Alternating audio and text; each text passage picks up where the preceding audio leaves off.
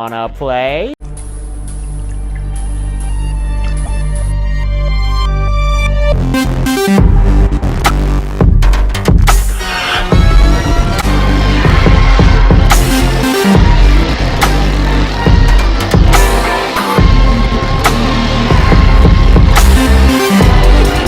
Here's Johnny! I need a bigger boat. What's your favorite scary movie? We have such sights to show you. It's alive! It's alive! It's alive! Hi, I'm Chucky. Wanna play? Hey everybody, welcome back to Wanna Play. My name is James McKenna, and today we're going to be doing another walkthrough. And for the first time in nearly a year, we're going to be looking at a universal classic monster movie, and that is possibly the most classic horror movie of all time, Frankenstein. Frankenstein is a 1931 film directed by James Whale, and it is an absolute classic. I mean, I don't have to go into too much detail because you know exactly who Frankenstein is. You know his backstory. You know all about the monster. He's such a pop culture icon that everybody knows about Frankenstein. And this is actually going to kick off a walkthrough, little mini-series I guess, because my next two walkthroughs are also going to be The Bride of Frankenstein and Son of Frankenstein. So the original Frankenstein trilogy with Boris Karloff as the monster is going to be my next three walkthroughs. And of course, we gotta start off with the original 1931's Frankenstein. This is actually adapted from a book made in only the 1800s by Mary Shelley, and there was actually a big screen adaptation back in 1910, but it was only a couple minutes long and it was an old classic silent film. This is the first real, true, talky Frankenstein film, and it is one of the all-time classic movies, pretty much of all time. So without any further ado, let's get straight into it. We open up with the iconic monologue delivered by Edward Van Sloan, last seen on the walkthrough in Dracula playing Van Helsing, which has been endlessly parodied, including the beginning of the Simpsons Treehouse of Horror episodes. I think it will thrill you. It may shock you. It might even horrify you. So if you have sensitive children, maybe you should tuck them into bed early tonight instead of writing us angry letters tomorrow. After the amazing opening credits, we get transported to a funeral where we meet Henry Frankenstein and his assistant Fritz, played by Dwight Fry, who was also in Dracula, playing the mentally disturbed Rainfield. Who wants to eat fly? You do, ya loony. Not when I can get nice fat spiders. After the gravedigger walks away, the two dig up the grave of the man and lug it all the way up the mountain, but not before Frankenstein says, "He's just resting, waiting for a new life to come." They stop at another dead body and try and steal its brain, but it's not healthy enough for them to take. Then we're at a college course where the professor is describing the differences between two brains in front of him, one a normal brain and the other a brain of a man who is mentally unstable during life. Fritz then shows up and takes the normal brain, but accidentally drops it and resorts to the abnormal one. We then meet Victor and Henry's fiancée Elizabeth, who's worried that Henry hasn't written to her in a few weeks, claiming that his experiments are more important than anything else, including her. Professor Van Helsing explains to the two that Henry is interested in creating life from an already dead body, when up at Henry's watchtower a storm starts brewing. He then explains how he stitched up the body and inserted the brain that Fritz stole into the head, but then there's a knock at the door. Henry lets them in but yells at them that they need to leave him alone immediately, but Victor calls him crazy. Bad move. Crazy, am I? We'll see whether I'm crazy or not. He tells the group to sit down and tells the professor that he has gone beyond his teachings and explains that he's going to try and reanimate the corpse he made with parts of multiple different bodies that he found at the gallows.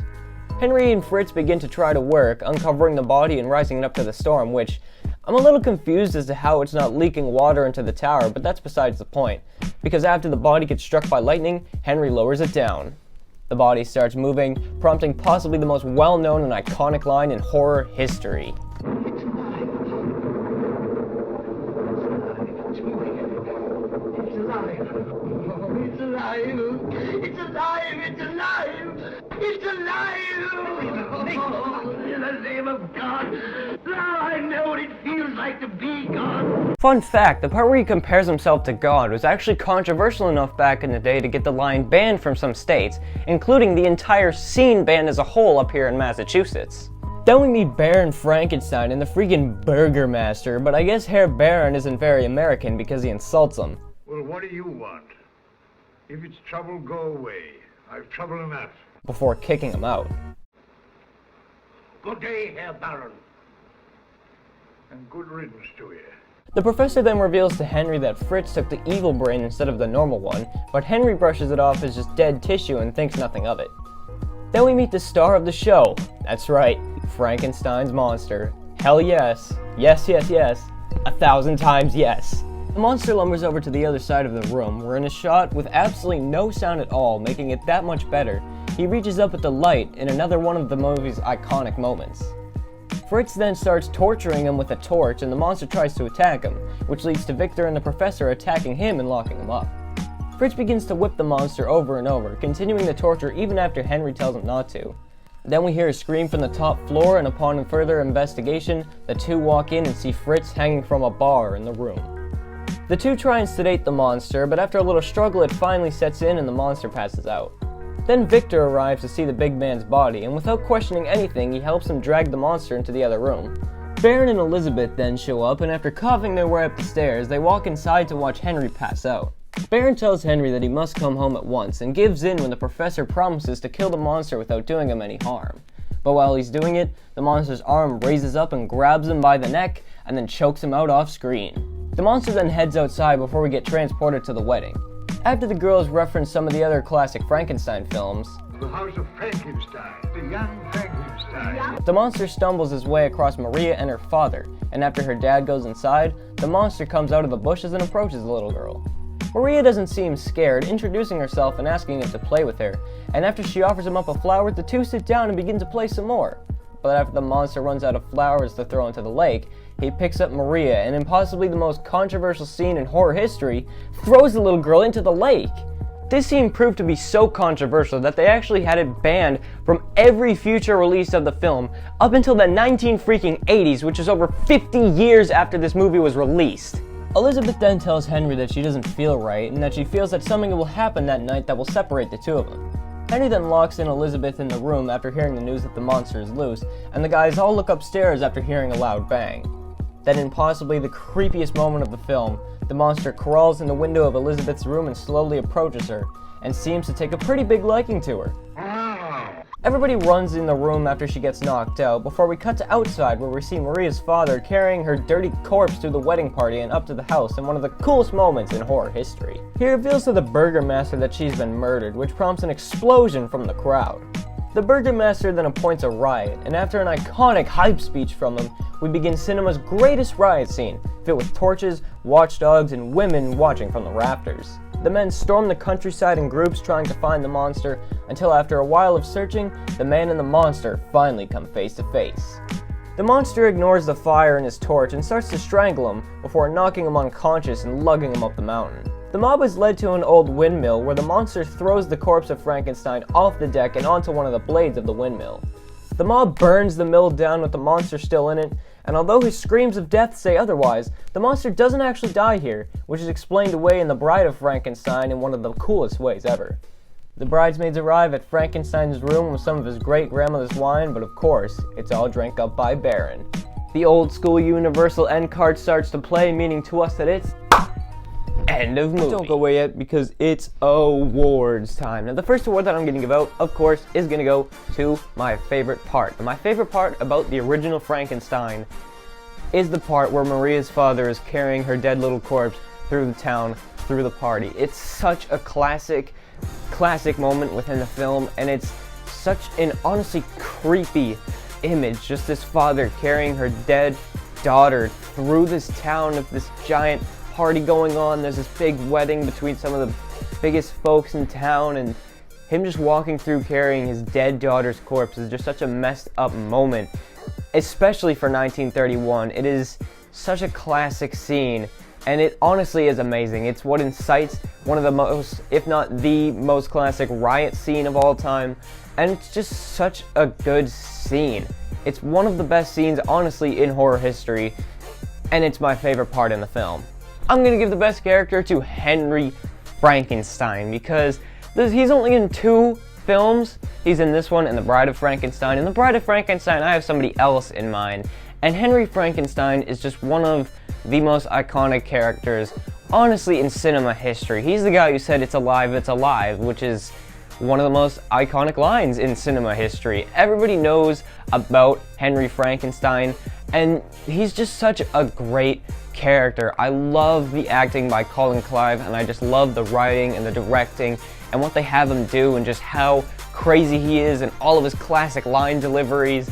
He's such a great character. He's one of my favorite characters, honestly, of all time, in just movies in general. This movie is such a classic, and I think Henry Frankenstein is the best character in this classic film.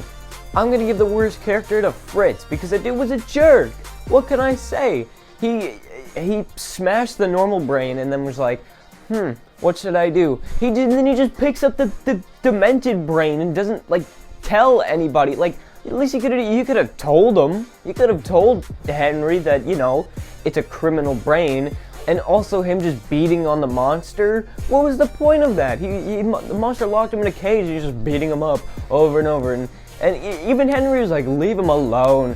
Just leave him alone. And no, he kept beating him up. And oh my god, it's so annoying. He's such an annoying character. I love the actor though. I friggin' love the actor. He's in like all of these Universal classic movies. And this character is a little bit annoying. He just gets a little bit annoying at times. And honestly, I just don't think that there is a really bad character in the film. So if I was gonna give out a worst character, I think it has to go to Fritz. I know some of you are gonna disagree with that, but I don't know what to tell you. The best kill was actually tough, because there are a lot of pretty good kills in this film. But I'm gonna give the best kill to Maria, because it was 1931, and it's a little girl who drowned. Like, you don't see that. That's not a thing that you saw back then. A little girl drowning, like, you just don't see that. It was just, the impact of this scene was so great that they cut it from all copies of the film until the 80s. The 80s!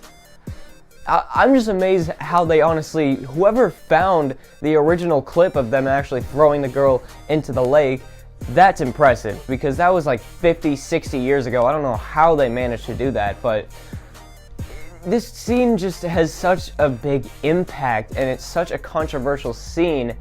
It's got to be the best kill. There are a lot of good kills, but this is easily the most recognizable and controversial, and it is the best kill in the film.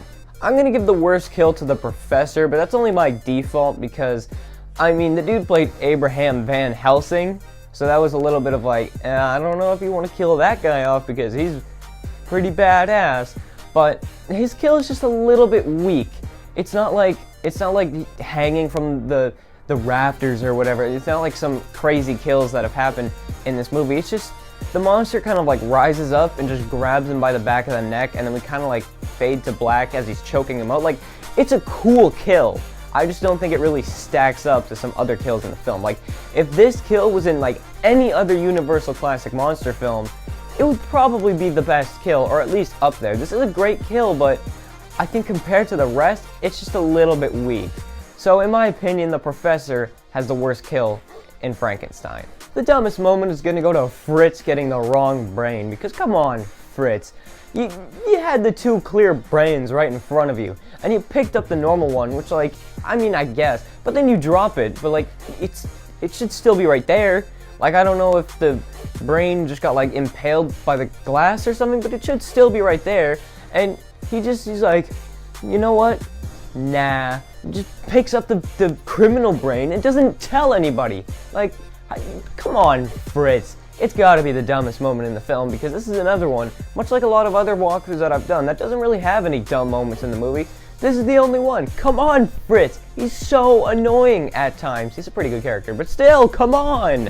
I gotta give the scariest scene to the scene where the monster approaches Elizabeth, because this scene is actually, like, terrifying if you really think of it. Like, picture yourself sitting on your bed, the door's locked, you can't go anywhere, and unknowingly behind you, this giant, hulking monster, this crazy mixture of dead body parts that's been reanimated from lightning, this giant force of nature opens the window behind you and just crawls in and slowly stumbles over to you and approaches you, and you have no idea this is going on. Imagine you're in that position, and when you turn around, you see that giant monster right behind you. You're gonna be terrified, and I just love how this scene is made. There isn't any score in the background, it's just completely silent as he walks in and he approaches Elizabeth. It's such a creepy scene. I love the way that they made it, and it is the creepiest scene in the movie, in my opinion. What do you think the most iconic line is gonna be? It's a pretty obvious one. I mean, it's this one. It's alive. Oh, it's alive. It's alive. It's alive. It's alive. Yeah, you think? It's the most iconic line maybe in horror history? Like, there's a lot of good lines. Here's Johnny's definitely up there. You're gonna need a bigger boat is up there. But it's alive, it's alive. I don't think it can be beat. It is the most iconic line out of all the Universal classic monster movies. It is probably the most iconic line in horror. It's probably my favorite line in horror too. It's such a good line and it's such a classic scene. It's the reanimation scene when Frankenstein gets struck by lightning and they rise him up and stuff. I'm surprised that this didn't actually get any other awards, the whole reanimation scene. So I mean, that too. This scene is the most classic scene maybe ever, at least in horror, and it didn't get any awards other than this. So I mean, I think it kind of has to go to this. This is probably the easiest award, honestly, that I've ever given out. Thanks for watching my walkthrough on... Huh? Oh no. No. No. No.